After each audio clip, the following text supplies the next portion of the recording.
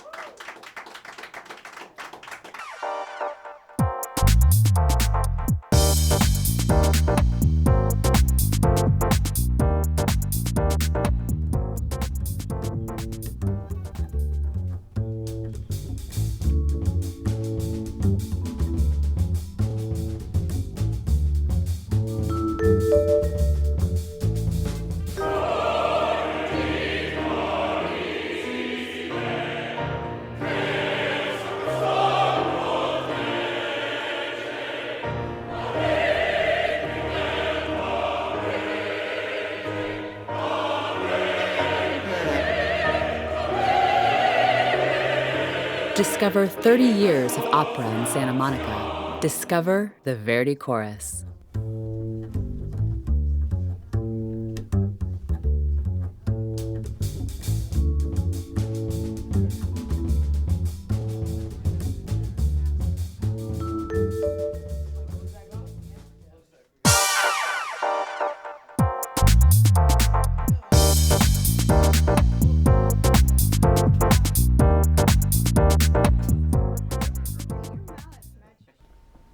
I'm here with legendary vibraphonist, composer, and successful author, Terry Gibbs.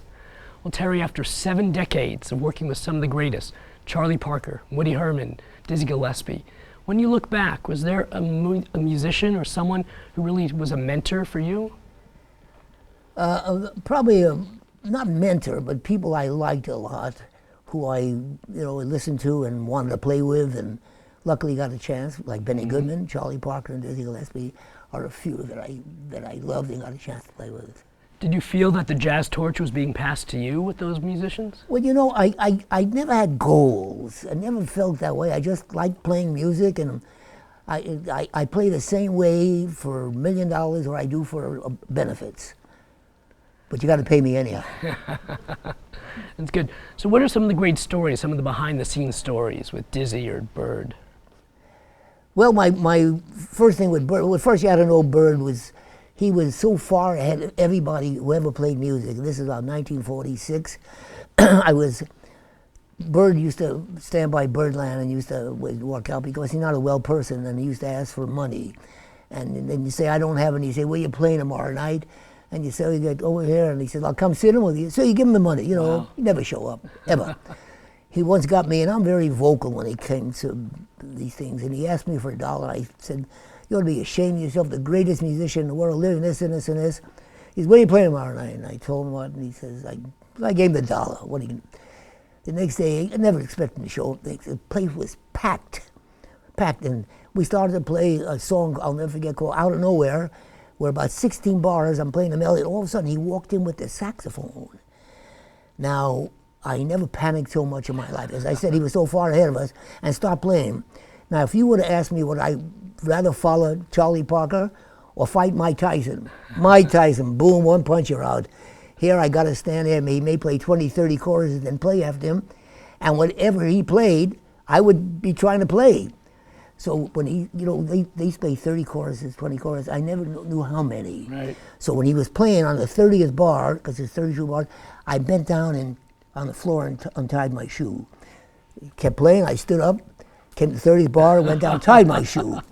He started playing again, I went down, unloosened my vibe. I did it for about 20 bars until my piano player looked down and panicked, says, Terry, I'm not gonna follow him either. Anyhow, we were a bunch of kids. I didn't know what I did I don't remember. Yeah. Or do I care? But what a great experience to have Yes. that right there. But then later on, I got a chance to play with him when I knew what I was doing.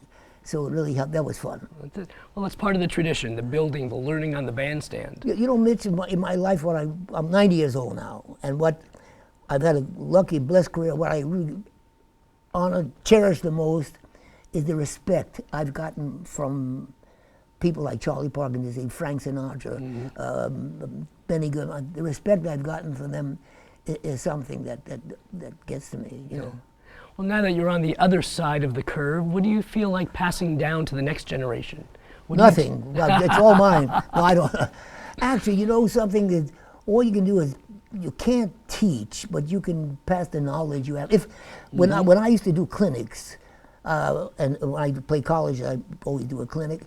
I always start out by, you can't teach anybody, ask questions. You got anything you want to ask me? Then I can answer them for whatever they want to know. Otherwise, in an hour clinic, what are you going to teach anybody, Well, there is something historically very interesting in your career. Women in jazz have been very underrepresented, but I know over the years in your bands you've always had women. How conscious was that for you? Well, I never thought about it that way. I know that it was something because they were good. The first girl I hired was a girl called Terry Pollard, who was about 23. She played piano and vibes. Yeah. And if you ask anybody that ever came from Detroit who was the best piano player to come out of them, they had some guys like Barry Harris, Tommy Flanagan, Hank Jones, they'll say Terry Pollard.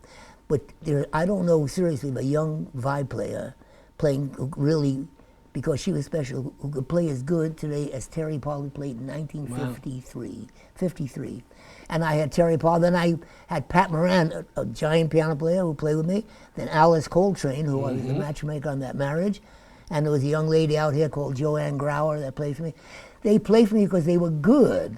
It had nothing to do with them being girls. In fact, Terry, in my band, Terry was black, and my bass player was black, and my drummer was white, and I was white, and we went down south, and I was almost killed a million times. Yeah. But sometimes they would think that Terry and Herman Wright were together, so they wouldn't bother me. Otherwise, and I never thought about that either. That didn't bother me, because she was that good. I'm gonna, they accepted her on stage, but it was hard. Behind the scenes. But she was that good. So was Alice Coltrane. Yeah. But I like your approach. They were just great musicians. That was the most important thing. And you gave those opportunities, which are pretty rare too. There's a cliche, you're only as good as what's behind you.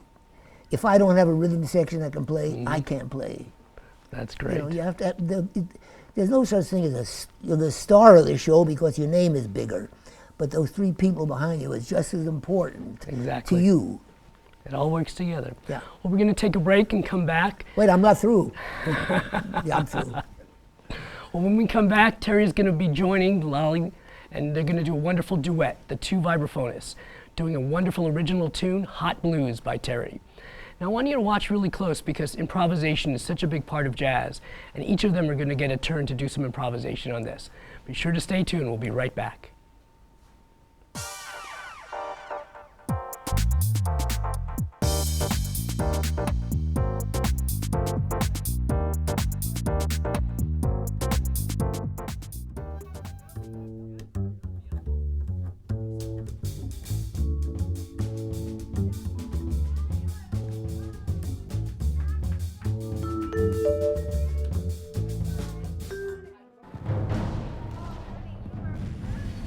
Who knows what gratitude means?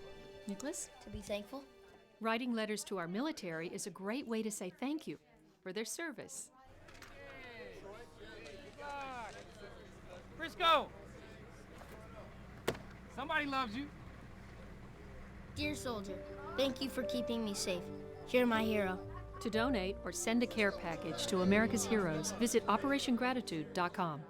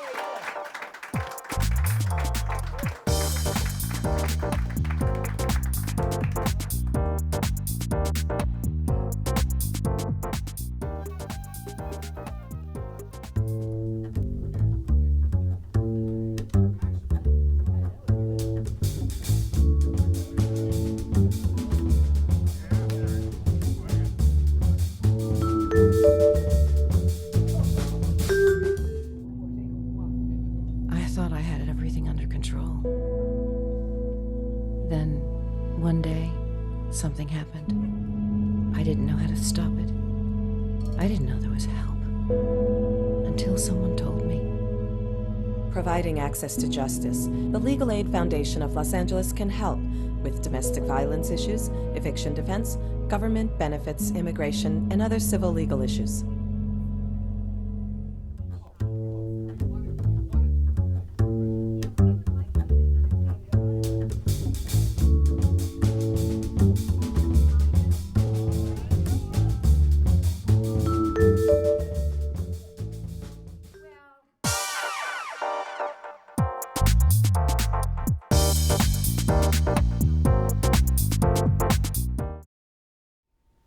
Joining Terry and I is the talented and wonderful vibraphonist and band leader, Lolly Allen. Now, Lolly, I know you and your band have played all across the country, all the big venues, but you've also worked with some of the greats. Plas Johnson, the wonderful saxophonist, Donald Byrd, the trumpet player, band leader, Bob Mintzer. How are some of these legends passing the jazz torch on to you? Wow, it's been a real honor to play with all of them. They're amazing musicians. You know, I've loved their music from the time I was young. And to get, you know, for example, I had the pleasure of getting hired by Plas Johnson to play in a quintet setting. And, you know, he brought some music and we did it. And at the end, he pulls out the Pink Panther. And I'm like, this is so cool, because I listened to it as a kid. And it, This is the guy. It was the coolest thing, you know? So I got, you know, to stand there and play the Pink Panther with, you know, Plas, the Pink Panther himself. So do you realize you're touching history during those moments? You know, I guess during the moments, I go between being so involved in the music, you know, really in the music, and music keeps you present like nothing else. I love that, you know, you can only be in one moment. You know, you're thinking ahead a little bit, and maybe you're thinking about what you just played, but for the most part, you're right there. And then, you know, taking myself out and going, wow, this is really cool, you know, and taking little pictures and sending them to Facebook or whatever, saying, look, I'm playing with Plas or whatever. Yeah. So that's the wonderful tradition. Jazz keeps going from generation to generation. Yeah. And one of the great things about Terry is that support of women in jazz. Now here we are in the 21st century and there's still not a lot of women in jazz. How do you feel about that? You know, I didn't notice at first when I first started playing. And of course when you're in school, you know, grade school, there's women and there's men, or boys and girls, they're all playing and you don't really notice anything. And then you get into college and I'm still not really, I'm noticing it's mostly men now. You know, there's still women doing it, of course, lots of them. But, and then you get out in the real world and you're like, there's a lot fewer women playing. You know, I don't know why, but it wasn't apparent until, you know, later on, and then I realized, oh wait, I'm a girl and there's not many girls doing this, and that's kind of cool. And I love, when I get excited when I see other women playing really well, I'm so excited by that. Maybe because I don't see it as much as having, you know, men playing. I think it's by choice, really, in a way, because more women are getting into jazz, but the ones that are not just may not be that interested. But the ones that are getting into it, it's getting to be no difference. There used to be a cliche, good for a girl, but it doesn't work that way anymore. And that doesn't work that way at all, because there are a lot of girls can outplay some guys. So the thing is, I think the women that are playing, that are good, will get the job. If they're good, I don't think men or band leaders really care anymore. They want the band, if it's a big band, they want you to read the music. If you're a jazz soloist, they want you to play a good jazz solo. If you can do that, then you have as good a chance as anybody. You bring up an interesting point about being a band leader and being a musician. So what's the difference between being in charge of the band and all that goes on with it, and then being focused on your instrument? Well, to start with, two different things. You deal with 16 different personalities to start with, and that's like being a psychiatrist. So you deal with them, and once you talk, whatever, once you get on stage, you all have to be on the same page. And if you have good players, it's everything you do is rehearsal or back in the back scenes. Once you get on stage, it's straight ahead. There's nothing you can, it's like being a fighter. You can train all you want, but once you get in the ring, you're going to get hit and you better protect yourself. Same thing with music or any kind of job. It's what you do behind the scenes that gets you prepared for the front of it. And what's your take? You have that dual role, both hats as a band leader, and then you got to focus on your art. Being a band leader is hard, and the more people you add to it, the harder it gets. Well, yes, you know, you have to make sure they know where they're going, when they're going, what they're playing. You know, and you get questions sometimes, and it's like it's really its own job. And then on top of that, you're trying to make some music, you know, as an instrumentalist up there. So there's a million things going on. Also, seriously, the thing is who you hire. I can only hire people that I get along with off stage. Yeah. And so if we get along, they know the job starts at 8 o'clock. They're going to be, especially when you do television, if you've done it. If the downbeat is at 8 o'clock, they're sitting there 10 to 8. They're all sitting in their thing. Because if you go like somebody a minute or two overtime, and there's somebody in the band that doesn't like him, they'll put in for overtime, which means everybody has to get paid for overtime. So if you deal with pros, I think mostly are good pros. If you have a good thing going, Lolly got 3 good players, and they show up, but they've been here all day. Sometimes just waiting for us to get our act together. Well, Terry, thank you. Lolly, thank you so much for these great insights kind of behind the scenes into the jazz world. We're going to take a break and come back for a closing number. We're going to hear the great Lolly Allen Quintet one more time. Yay! Be right back. Yay!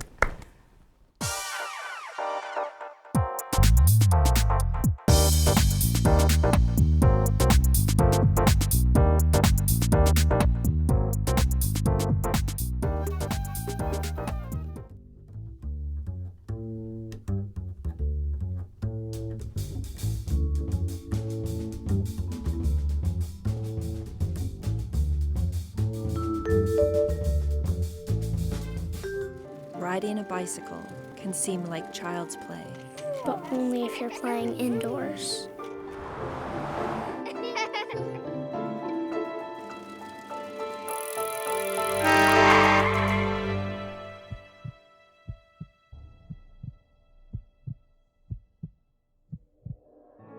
Cars and bikes need to play together.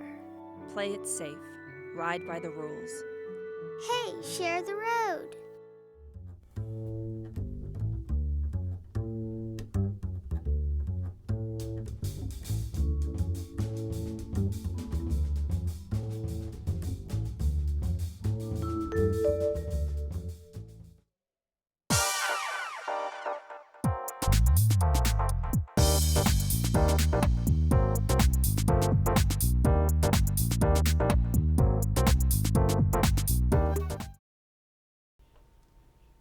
I want to thank you for joining us for this edition of the Jazz Torch.